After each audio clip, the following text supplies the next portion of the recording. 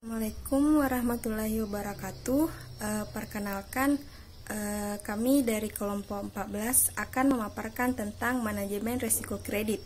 Nah, saya selaku pemateri pertama akan membahas tentang risiko kredit, di mana pengertian risiko kredit di sini adalah merupakan ketidakmampuan suatu perusahaan, institusi, lembaga, atau pribadi dalam menyelesaikan kewajiban-kewajibannya secara tepat waktu, baik pada saat jatuh tempo maupun setelah jatuh tempo, dan itu semua sesuai dengan kesepakatan yang berlaku.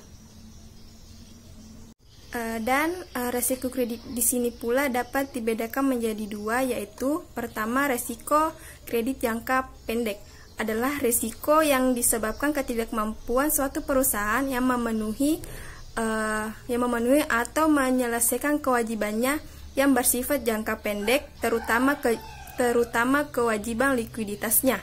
Dan yang kedua itu resiko kredit jangka panjang, di mana risiko kredit jangka panjang ini adalah ketidakmampuan suatu perusahaan dalam memenuhi berbagai kewajibannya yang bersifat jangka panjang, seperti kegagalan perusahaan dalam menyelesaikan utang yang bersifat jangka panjang dan juga kegagalan dalam menyelesaikan proyeknya hingga tuntas.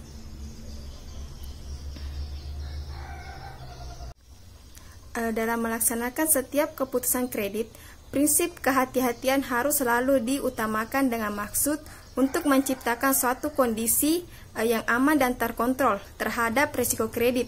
Adapun beberapa hal yang harus dilakukan atau dibentuk oleh perusahaan dalam meminimalisirkan risiko kredit, diantaranya adalah yang pertama itu credit risk management. Adapun tanggung jawab dari credit risk management ini yaitu yang pertama, memiliki tanggung jawab utama dalam bidang pengendalian risiko kredit.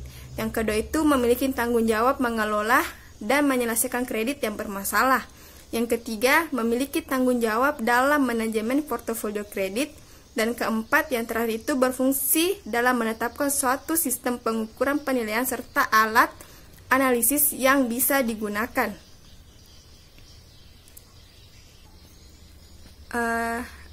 Dan adapun relationship management, adapun tanggung jawabnya yaitu pertama, pada saat menemukan kredit yang bermasalah maka langsung memindahkan pada bagian credit risk management atau CRM untuk diselesaikan. Yang kedua itu pihak RM berfungsi dalam mempertahankan kelanjutan bisnis atau usahanya. Dan yang ketiga itu pihak RM selalu berkoordinasi dengan CRM dalam memutuskan berbagai persoalan yang penting. Dan bagian C itu ada komite kredit, di mana komite kredit ini merupakan mereka yang ditempatkan dan dibentuk suatu perbankan serta bertugas secara tegas untuk meneliti, menilai serta merekomendasikan setiap permohonan kredit yang diajukan. Nah, adapun tugas dari komite kredit ini yaitu pertama, meneliti dan menilai permohonan kredit yang baru dan berjumlah besar. Dan kedua itu meneliti dan menilai permohonan perpanjangan kredit dan alasan mendasari permintaan tersebut. Dan yang ketiga itu meneliti dan menilai semua kredit yang mengalami kemacetan untuk mengetahui dan menentukan sebab-sebabnya. Dan keempat, meneliti apakah semua pemberian kredit tersebut telah sesuai dengan kebijakan pengkreditan bank yang bersangkutan. Dan yang tugas kelimanya itu memeriksa dokumen-dokumen perlengkapan kredit. Yang keenam, memeriksa konsistensi perlakuan terhadap permohonan kredit.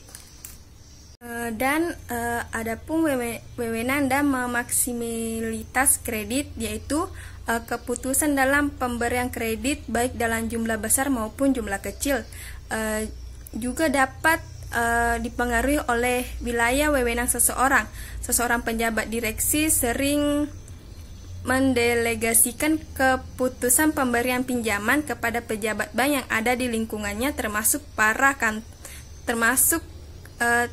para kepala kantor cabang dan unit serta para komite kredit dalam suatu perbankan. Dan kualitas perjanjiannya, yaitu salah satu cara untuk meminimalisir resiko adalah dengan cara memperkuat perjanjian kredit, yaitu perjanjian antara kreditur dan debitur. Karena dengan bagusnya perjanjian kredit yang dibuat, maka pada saat salah satu pihak dirugikan atau merasa tidak puas dapat melakukan gugatan dengan menjadikan semua isi perjanjian sebagai bukti otentik dan klausula dalam perjanjiannya. Adapun resiko kredit bagi investor, yaitu mereka yang memiliki surplus finansial akan cenderung menempatkan dana di tempat-tempat yang mampu memberi kenyamanan dalam bentuk keuntungan dan keamanan, serta tabungan atau saving, deposito atau term deposit, dan obligasi atau bond. Adapun beberapa permasalahan yang akan dihadapi oleh pihak investor, yaitu antara lain yang pertama, investor akan mengalami keterlambatan penerimaan keuntungan dalam bentuk bunga atau capital gain karena kondisi perbankan sedang mengalami kesulitan keuangan akibat banyaknya debitur yang tidak tepat waktu dalam membayar angsuran kredit. Yang kedua itu, bagi pemegang obligasi, permasalahan menjadi lebih besar pada saat emiten sudah berada dalam kondisi bangkrut dan siap untuk dilikuidasi. Dan yang terakhir itu, keterlambatan penerimaan keuntungan dari setiap bunga menyebabkan permasalahan dengan pihak eksternal, seperti jika pihak pemegang obligasi dan deposito melakukan pembelian secara utang dan dengan asumsi pembayaran utang dilakukan dengan memperhitungkan tanggal jatuh tempo penerimaan bunga obligasi dan depositnya. Sekian materi dari saya. Selanjutnya akan dilanjutkan oleh pemateri kedua. Bismillahirrahmanirrahim. Assalamualaikum warahmatullahi wabarakatuh. Baiklah, saya selaku pemateri kedua akan melanjutkan materi dari pemateri pertama, yaitu default risk. Default risk merupakan risiko gagal bayar terhadap sejumlah pinjaman kredit yang telah dipinjam. Persoalan default risk ini sering dialami debitur pada saat debitur tidak dapat mengembalikan pinjaman secara tepat waktu yang disebabkan beberapa hal seperti kondisi makroekonomi yang tidak stabil, kerugian akibat turunnya volume penjualan secara sistematis, terjadinya korupsi besar-besaran, terjadi kudeta, dan kekacauan lain. Kebijakan yang dapat ditempuh untuk menghindari default risk yaitu: 1. Bagi kreditor akan menaikkan angka jaminan pada tingkat yang benar-benar aman. 2.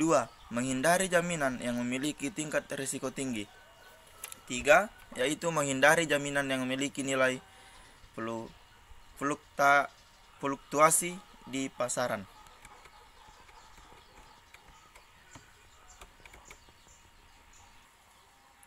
Selanjutnya yaitu jenis risiko kredit. Berdasarkan counterparty, risiko kredit dapat dibagi menjadi 3 kelompok, yaitu: pertama, risiko kredit pemerintah atau sovereign credit risk. Risiko kredit pemerintah berhubungan dengan pemerintah suatu negara yang tidak mampu membayar pokok dan bunga pinjamannya pada saat jatuh tempo, terutama pinjaman bilateral antar negara. 2. Risiko kredit korporat atau corporate credit risk. Risiko kredit korporat adalah risiko gagal bayar dari perusahaan yang menimbulkan atau yang menerbitkan surat utang, gagal bayar dari perusahaan yang telah memperoleh kredit, serta gagal bayar dari perusahaan memperoleh penyertaan modal. Risiko korporat lebih berisiko dan lebih sering terjadi dalam bank. 3. Risiko kredit konsumen atau retail consumer credit risk.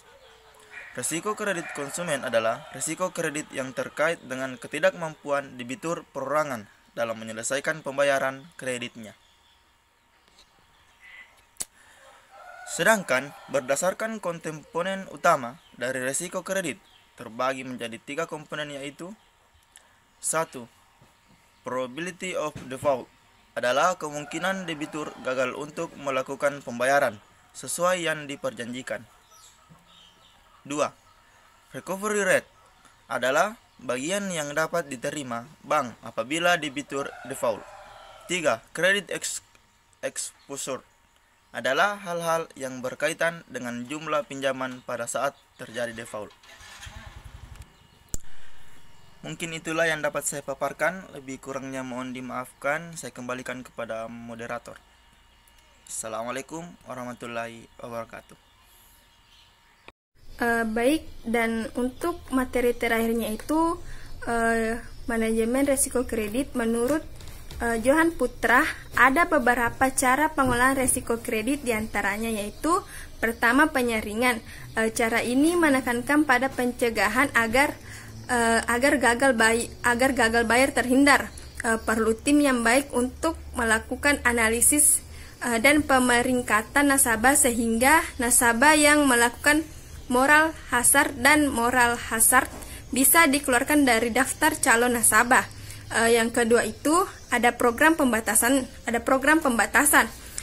Perusahaan menetapkan kebijakan untuk membatasi besarnya kredit yang diterima oleh suatu nasabah atau suatu grup nasabah. Dunia perbankan mengenal BMPK atau biasa disebut batas maksimum pemberian kredit atau 3L, legal lending limit, yang bertujuan untuk membatasi pemberian kredit yang berkelebihan kepada nasabah. Adapun diversifikasi kredit, perusahaan menetapkan kebijakan mengenai diversifikasi pinjaman yang dikaitkan dengan pembatasan di atas. Kebijakan diversifikasi dapat berupa sebaran kredit berdasarkan perusahaan,